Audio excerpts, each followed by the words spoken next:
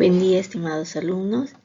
El día de hoy, continuando con las actividades del área de infectología pediátrica, los saluda la doctora Verónica Farruñay, médico asistente de servicio de infectología del Instituto Nacional de Salud del Niño. Y el día de hoy conversaremos respecto a un tema que es importante en la práctica diaria en pediatría: hepatitis viral. Los puntos a tratar serán, la introducción, epidemiología, las características y el manejo de cada una de las hepatitis. Como parte de nuestra terminología, hablaremos por hepatitis como una inflamación hepática y que tiene múltiples etiologías. La principal es la viral. La hepatitis viral abarca casi el 50% de la enfermedad hepática, no solamente en el Perú, sino también a nivel mundial. Si bien es cierto, tenemos múltiples definiciones de lo que es un cuadro de hepatitis, trataremos de enfocarnos en un proceso infeccioso viral en el cual la inflamación y necrosis del hígado se produce en amplio espectro con diferentes expresiones clínicas, alteraciones bioquímicas, incluso respuestas inmunoserológicas diferentes, y que estas manifestaciones, además de cambios morfológicos, se llevan a cabo en menos de 6 meses de evolución. Dentro de la clasificación de los virus causantes de la hepatitis, tenemos a dos grupos importantes.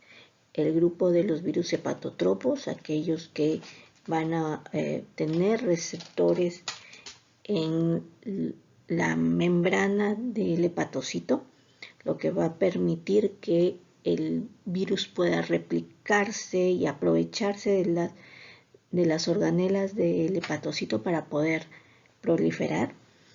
Tenemos al virus de la hepatitis A, B, C, D, E, y el último descubierto, el virus torquetenovirus. En cuanto al grupo de los virus no hepatotropos, son aquellos que no se van a replicar a nivel de los hepatocitos. Generalmente estos virus van a replicar a nivel de lo que es el sistema monocítico macrofágico, ¿no? En realidad la periferia. Y podemos encontrar dentro de este grupo a citomegalovirus, Epstein-Barr, herpes, dengue, hasta la misma varicela.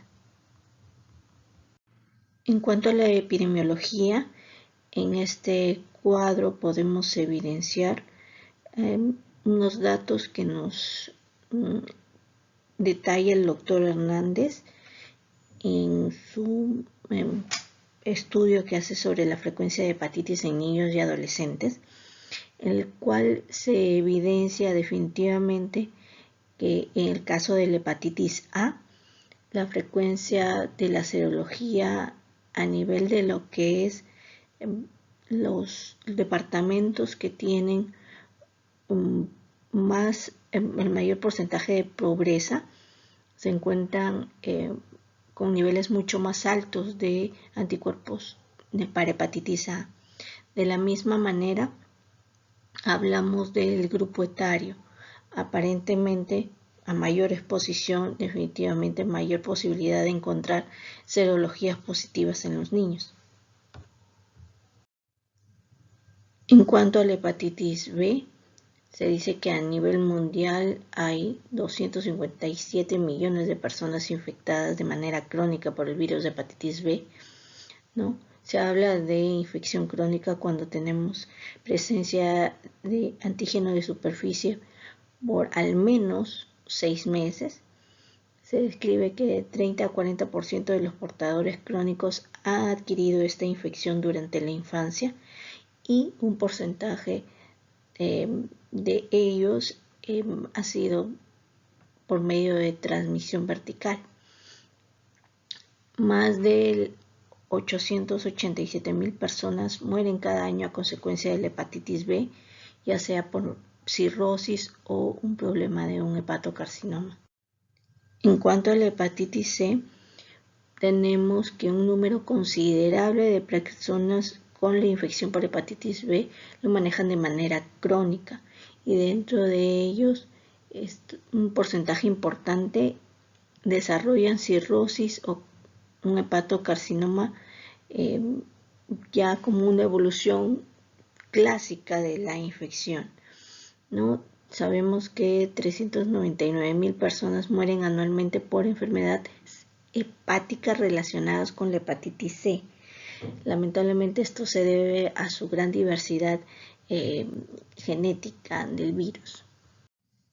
Anualmente se registran más de 20 millones de casos de infección por hepatitis E, más de 3 millones de casos agudos y concomitantemente un porcentaje de defunciones relacionadas a este cuadro de hepatitis.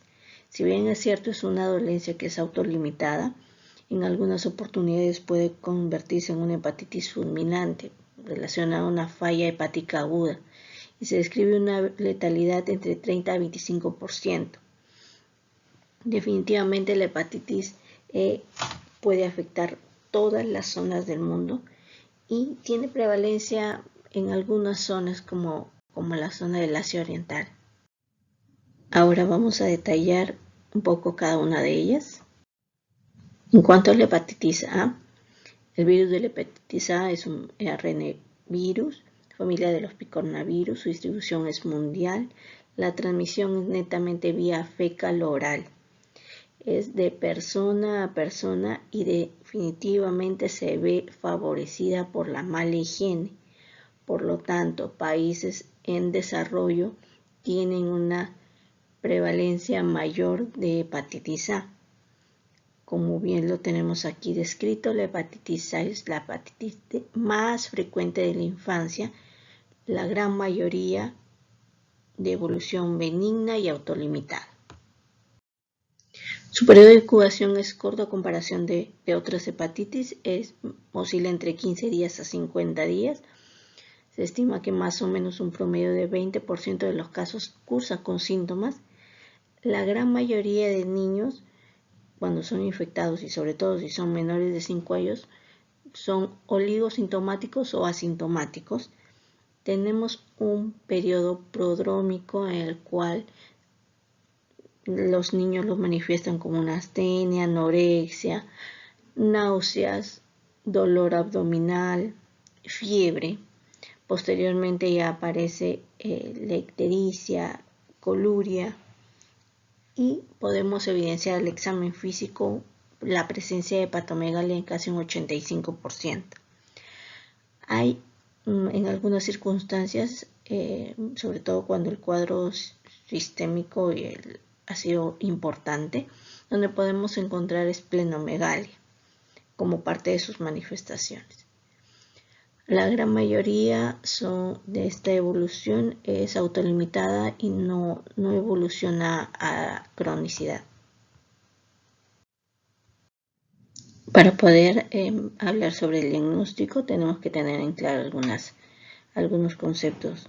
La presencia de IgM como anticuerpos para el virus de hepatitis A nos traducen infección aguda o reciente. Los anticuerpos IgG, una infección pasada o la presencia de inmunidad post-vacunación, y un anticuerpo IgM para el virus de la hepatitis A positivo de manera persistente nos haría sospechar de una hepatitis autoinmune. En cuanto a la evolución, como podemos ver en esta gráfica, podemos observar que más o menos en la primera semana ya podemos encontrar presencia de virus en sangre, que generalmente no tiene mayor repercusión en la contagiosidad, ¿no? A partir de ya entre la segunda y tercera semana podemos evidenciar la presencia del virus de la hepatitis A en las deposiciones, lo que sí puede traducir contagiosidad, ya que por medio de las heces es que se transmite esta enfermedad. A partir de entre la primera y segunda semana ya podemos evidenciar la presencia de la inmunoglobulina M para hepatitis A, incluso antes de la presentación de la sintomatología, ¿no? Y conjuntamente con la aparición de la sintomatología, que es esa barra en la parte superior, la elevación de las transaminasas, ¿no? La TGP se eleva de manera significativa. Posteriormente ya la TGP va disminuyendo entre más o menos las 5 a 6 semanas, ¿no? Y la aparición ya hacia la semana 8 de la IgG. La IgM va a terminar de desaparecer hacia los 6 meses posteriores a la infección y la IgG permanecerá pues de manera permanente en nuestro organismo. En cuanto al manejo, si bien es cierto, el reposo absoluto no es necesario, sino un reposo relativo, evitar el ayuno y tratar de evitar también consumir aquellos fármacos que pueden generar mayor dificultad, ¿no? en su degradación a nivel de lo que es el hígado. Sin embargo, por ahí podemos utilizar ya sea paracetamol de manera muy esporádica, ¿no? De esta manera no se incrementaría más el daño a nivel de lo que es el hígado. Hay circunstancias en las cuales utilizamos la inmunoglobulina para hepatitis A, ¿no? Sobre todo en los casos de hepatitis fulminante o en aquellas personas que han tenido un contacto y que sabemos que vienen de zonas en las cuales la hepatitis no es endémica. El 85% de las personas se recupera por completo en un promedio de 3 meses y el resto en los meses siguientes. En cuanto a lo que es prevención, sabemos que hay ya la inmunización para hepatitis A. Sabemos que la dosis 1 se da hacia el año de edad y la segunda dosis entre los 6 a 12 meses después de la primera, ¿no? Y está compuesta por virus de hepatitis A inactivados. Es de colocación intramuscular, lo que sí es dentro de nuestro calendario no está dentro de nuestro calendario, puesto que la hepatitis A es una enfermedad endémica en el Perú, ¿no? Pero aún así, si tienen la posibilidad de vacunarse, bienvenidos a esa, tienen ustedes ahí las dosis. Dentro de la parte de la prevención también encontramos pues las medidas higiénicas, dietéticas básicas, del lavado de manos, la higiene de los alimentos y definitivamente no asistir a la escuela mientras que dure la enfermedad o sobre todo la fase que estábamos viendo nosotros en la cual todavía se elimina virus por heces. Pasaremos a la hepatitis B. El virus de la hepatitis B, parte de la familia del Hepatnaviridae. Su genoma es de DNA doble cadena. Tiene una enzima que ayuda a su replicación, que es la DNA polimerasa. Y además, este virus de la hepatitis B tiene una cubierta que está formada por partículas llamadas anticore, ¿no? Y por último, una envoltura exterior que está cubierta por partículas relacionadas a lo que es el antígeno de superficie. Lo vamos a ver en el siguiente esquema. Ok, como habíamos visto, tenemos el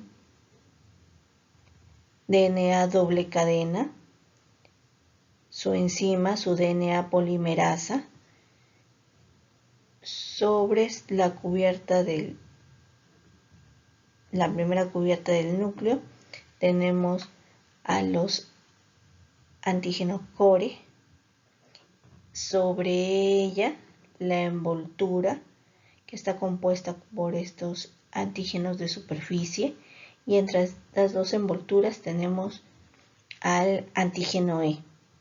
Es importante porque los vamos a nos va a servir para poder valorar el estadio de la hepatitis B.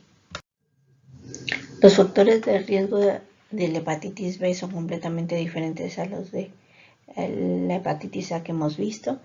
Primero, la transmisión vertical mediante transferencia materno-fetal intraútero, el contacto con sangre materna y además de secreciones en el momento de pasar por el canal del parto o incluso en el momento del nacimiento. En segundo lugar, la transmisión horizontal, que es contacto persona a persona, generalmente cuando tenemos algún tipo de lesiones o contacto con lesiones o erosiones en piel y mucosas. Tercero, las transfusiones, que no se sabe en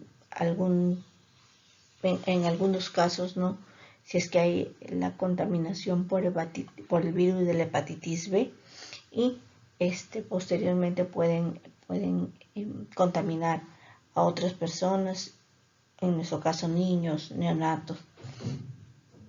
El uso de agujas o dispositivos médicos que hayan estado contaminados, por ejemplo, los odontólogos, ¿no?, o personal que está utilizando, de laboratorio que utiliza agujas, algunos dispositivos punzocortantes. Por último, la transmisión por medio de actividades sexuales, ¿no?, sobre todo en nuestro caso en la parte pediátrica, en los adolescentes. En cuanto a la clínica, la hepatitis B tiene una sintomatología un poco más asolapada, no tan evidente como el cuadro de la hepatitis A, pero sus características principales, sobre todo en el inicio, astenia, mialgias, anorexia, náuseas. Si bien es cierto, se presenta ictericia, pero no es una ictericia muy evidente. Sí encontramos la presencia de hepatomegalia en un 50% de los pacientes, ¿no?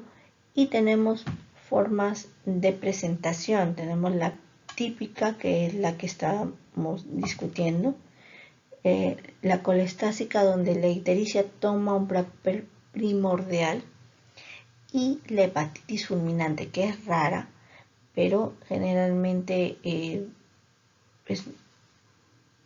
de inicio temprano, 8 semanas del comienzo de los síntomas, porque como estábamos viendo, la hepatitis B puede tener un periodo mucho más largo de incubación. Presenta encefalopatía, coagulopatía, hipoalbuminemia, presenta hipoglicemia como respuesta a todo el componente inflamatorio hepático que hay, y su mortalidad lamentablemente llega a ser un 85%. En cuanto a los marcadores para hepatitis B, tenemos aquí la lista. La primera, el antígeno de superficie, que nos denota infección por el virus de hepatitis B. No necesariamente enfermedad, pero sí infección por el virus. Tenemos el antígeno E, el virus de la hepatitis B, que traduce infectividad, sí enfermedad aguda o crónica que aún esté replicando, ¿no?, más que todo una enfermedad a largo plazo. La presencia del DNA, definitivamente que hay infección y que aún ahí encontramos replicación. El anticuerpo contra el antígeno E ya nos traduce una disminución en la infectividad y en la replicación. La presencia del anticore total significa que en algún momento hemos tenido la infección por hepatitis B. No nos señala si es que es una infección aguda o crónica, pero sí ha habido un antecedente de una infección por hepatitis B. La IgM contra el antígeno, contra el core, ¿no?, sí denota una infección aguda. Generalmente hay un periodo de ventana en el cual desaparece el antígeno de superficie e inicia su aparición el anticuerpo contra el antígeno de superficie, y no podemos determinar muy bien. Ahí es donde podemos solicitar el IgM contra el core, ¿no? Y podemos detectar una infección aguda, ¿no? En un periodo de ventana. Y el anticuerpo contra antígeno de superficie definitivamente traduce inmunidad. Puede ser inmunidad de una infección pasada o una inmunidad traducida que viene de la inmunización. Este es un cuadrito interesante con respecto a la evolución, con respecto a los síntomas y los marcadores de la hepatitis B. Tenemos que los síntomas más o menos a partir de la semana 8 post-exposición podrían comenzar a aparecer, pero miren, el antígeno de superficie ya va apareciendo hacia la tercera semana de infección, y el antígeno es más o menos entre la cuarta semana más o menos. Pero la evolución de un cuadro agudo por infección por hepatitis B es que más o menos en promedio de 6 meses posterior a la contaminación ya vemos que el antígeno de superficie ha desaparecido. Vemos que ya los anticuerpos IgM de core están en caída. Si persiste el anticore total permanentemente positivo, incluso vamos a decir que el anticuerpo total del core va a permanecer positivo durante toda nuestra vida, señalizando así que en algún momento hemos tenido la infección.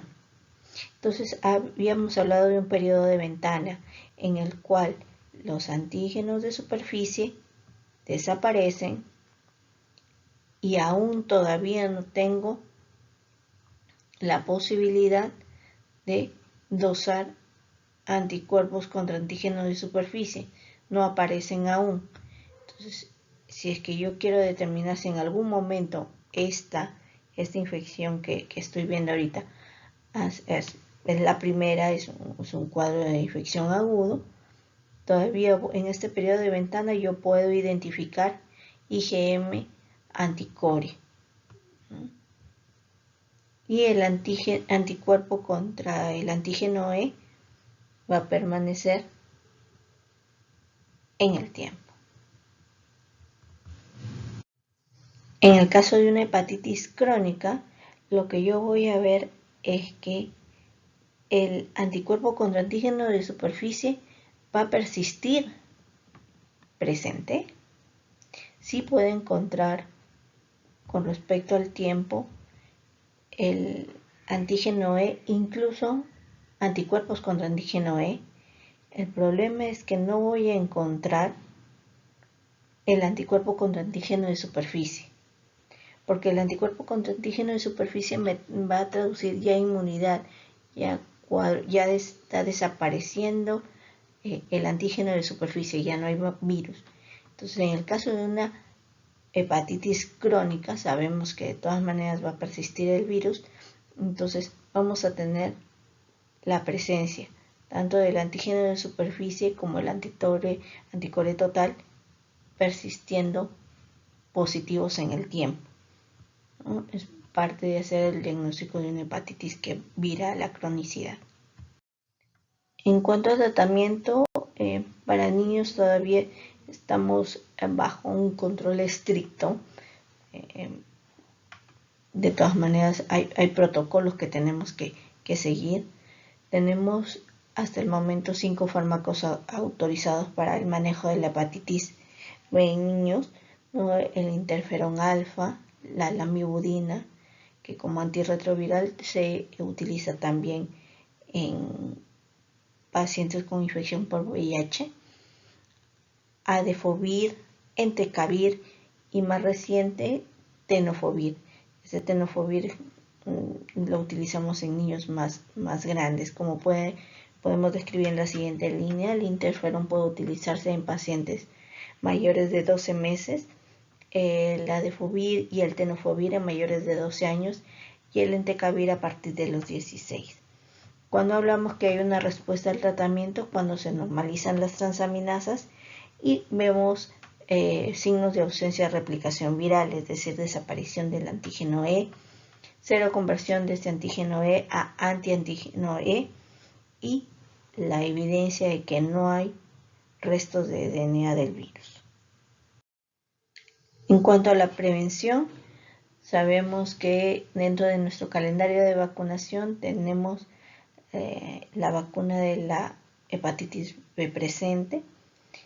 En niños menores de 2 kilos, pues hay que valorar el riesgo-beneficio para poder colocarlo, pero sí se describe que hay una dosis al nacer en niños mayores de 2 kilos. Su segunda dosis, tal como está en el esquema de vacunación, segunda dosis a los 2 meses, la tercera a los 4 y la cuarta a los 6 meses. En el caso de aquel paciente hijo de madre con antígeno de superficie positivo, ¿no? La indicación está en la administración de la inmunoglobulina específica para hepatitis B y además de su vacuna dentro de las primeras 12 horas de vida. Como parte del esquema, se le administra en primer lugar la inmunoglobulina en las primeras horas de vida y posteriormente a las 12 horas, antes de que cumplan las 12 horas, su vacuna. La vacuna, ojo, no es todo el virus, sino solamente el antígeno de superficie y es de colocación intramuscular. ¿Qué pasa? Que dentro de lo que es el descarto, es un poco la parte del estudio prequirúrgico en algunas personas, se les pide la serología para hepatitis B y tenemos que tener en consideración qué es lo que vamos a solicitar. Pues hemos tenido casos en los cuales han solicitado los anticuerpos contra antígeno de superficie y que en verdad ese anticuerpos contra antígeno de superficie lo que van a traducir es inmunidad, ya sea por en algún momento una contaminación, pero la gran mayoría de casos se da cuando está presente por inmunizaciones. Nosotros mismos tenemos que tener un valor por encima de 10 para poder tentar a decir que estamos inmunizados. Lo ideal sería que tuviéramos más de 100, ¿no?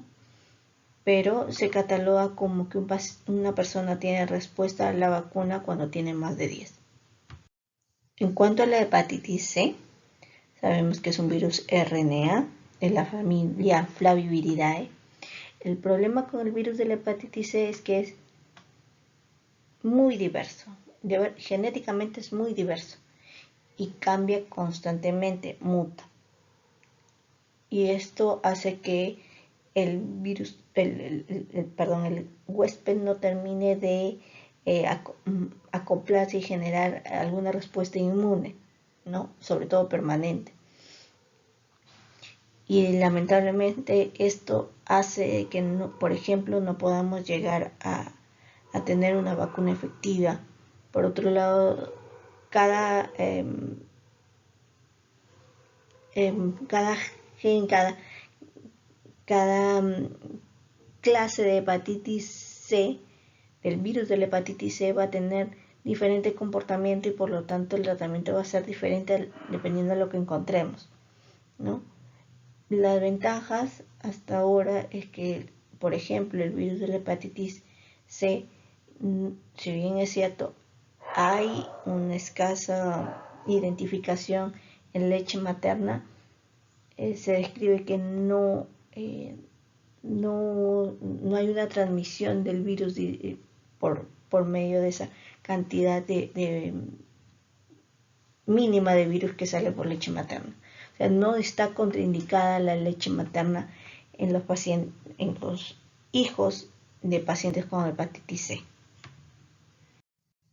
En cuanto a los factores de riesgo, como el virus de la hepatitis B se transmite por vía parenteral, su fuente mayor de contagio se da mediante transfusiones, por transmisión vertical, eso sí, en un 20%, por medio de exposición ocupacional a sangre, personas que han estado, que manejan laboratorio, ¿no? Las personas que están en hemodiálisis. Y por último, cada vez más raro el uso de drogas vía parenteral. En cuanto a la clínica de la hepatitis C, su curso clínico es variable. La desventaja es que el periodo de incubación es largo, entre 14 y 160 días, ¿no? También acá hay otro problema importante, que la gran mayoría es asintomático, un 85%, 15% ictericia, cirrosis hepática en un 25%. También sabemos que en raras oportunidades se generan manifestaciones extrahepáticas, pero el problema principal es que al ser asintomático pasa la cronicidad rápidamente y las consecuencias, sobre todo llegar a cirrosis o desarrollar hepatoscarcinoma, es mayor, mucho más alto. En cuanto a los marcadores virales para hepatitis C, tenemos dos grandes grupos: la detección de anticuerpos, que se dan mediante las pruebas de despistaje por medio del ELISA de primera, segunda, tercera generación, y las pruebas confirmatorias mediante inmunogloto, el famoso RIVA, ¿no? RIVA 3, que es la prueba confirmatoria. Pero por otro lado también tenemos detección de RNA del virus de la hepatitis mediante PCR o carga viral. Ventaja dentro de lo que nosotros podemos tener a nivel nacional: el INS, el Instituto Nacional de Salud, nos brinda la prueba de confirmatoria de RIVA, y bueno, se está peleando para lo que es la carga viral. En cuanto a lo que es la progresión de la infección, como vemos en este gráfico, sintomatología tenemos más o menos clara. No hay una sintomatología muy evidente, pero sí traduce el incremento de transaminasas en los primeros 6 meses de la infección en sí, de la inoculación, y posteriormente tenemos picos de elevaciones de transaminasas que no pasan como desapercibidos, y ese es el problema en cuestión de años que tenemos con los pacientes infectados por hepatitis C. Ventaja es que los anticuerpos a partir del tercer mes se elevan y pueden ser identificados, pero tenemos una etapa en la cual no podemos identificar el virus solo por medio de identificación de PCR. Dentro de lo que es el tratamiento, se ha probado ya en niños el interferón alfa pegilado, ¿no? Más ribavirina. ¿Por qué? Porque, como habíamos conversado, este tipo de virus muta, tiene una variedad genómica alta. Entonces, el tratamiento se está enfocando en terapia combinada, y esto aparentemente ha tenido una respuesta sostenida ante el incremento de la carga viral. Sabemos que no existe vacuna. Se ha intentado en múltiples oportunidades de encontrar una vacuna, pero como lo conversamos en un principio del ítem de hepatitis C, su variedad genómica es alta. Entonces ahí es donde hay una dificultad importante. Lo único que nos queda es tratar de prevenir, evitando los factores de riesgo descritos anteriormente. Ahora vamos con el virus D, o de hepatitis D. Es un virus RNA y requiere definitivamente la presencia del antígeno de superficie del virus de la hepatitis B para tratar de replicar, ¿no? Aproximadamente un 4% de estos infectados crónicamente por hepatitis B también se evidencia una exposición al virus de la hepatitis D, y la coinfección entre hepatitis B y la hepatitis D se asocia a un cuadro mucho más grave y mayor mortalidad. En cuanto a los marcadores virales de la hepatitis B, tenemos el antígeno para virus de hepatitis D en suero, que suele ser transitorio y traduce una infección aguda. Si tenemos la oportunidad de identificarlo en hígado, una infección crónica, pero ya al encontrarlo es nuestro gol estándar para catalogar de una hepatitis D confirmada. El anticuerpo contra el virus de hepatitis D señala infección antigua y protección contra futuras exposiciones. El IgM contra el virus de la hepatitis D, si es que son bajos, traduce una infección aguda, y si es que va incrementando y si son sostenidos, ya esta infección se cataloga como crónica. Generalmente 1 de 10 pacientes con la infección por virus de la hepatitis D van a esta infección crónica. Y definitivamente identificar el PCR-RNA, ya sea en suero o en tejido hepático, nos traduce una infección por virus de la hepatitis D, ya sea aguda o crónica. ¿Por qué? Porque lo estamos identificando en el momento de que hay infección.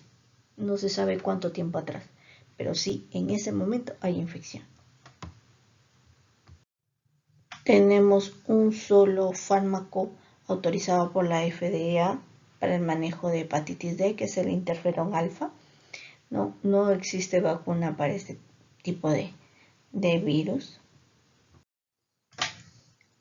Por último tenemos el virus de la hepatitis E, que es un calcivirus RNA, la transmisión, al igual que la hepatitis A, fecal oral.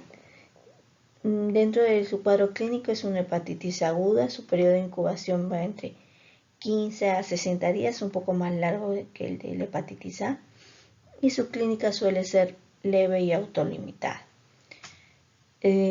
Generalmente la sospechamos cuando encontramos clínica de hepatitis A, pero con serología negativa. El patrón serológico de la hepatitis E es bastante similar al de la hepatitis A.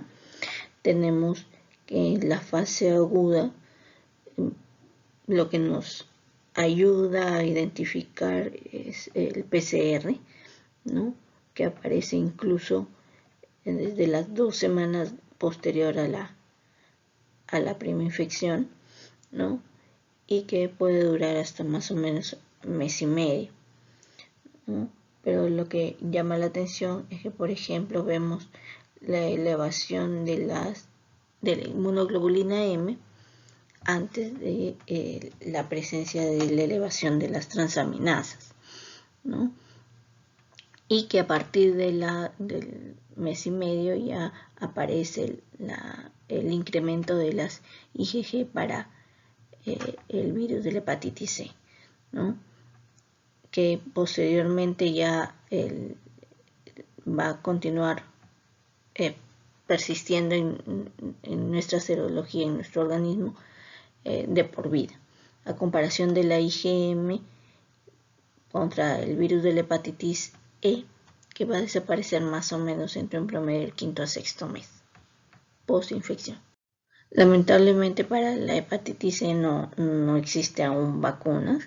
El único método de poder prevenirla es mediante las medidas clásicas para evitar el contagio de la hepatitis A también, ¿no? Que es lavado de manos, higiene de los alimentos principalmente.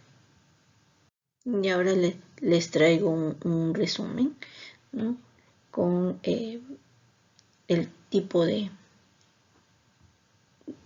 genoma que tiene cada uno de los virus, su curso clínico, si tiene o no vacunas y si hay o no tratamiento, ¿no? Eso lo vamos a ver tanto para el virus de hepatitis A, B, C, D, E y los que nos quedaron, que aún están en estudio y en descripción: el virus de la hepatitis G y el Torqueviridae.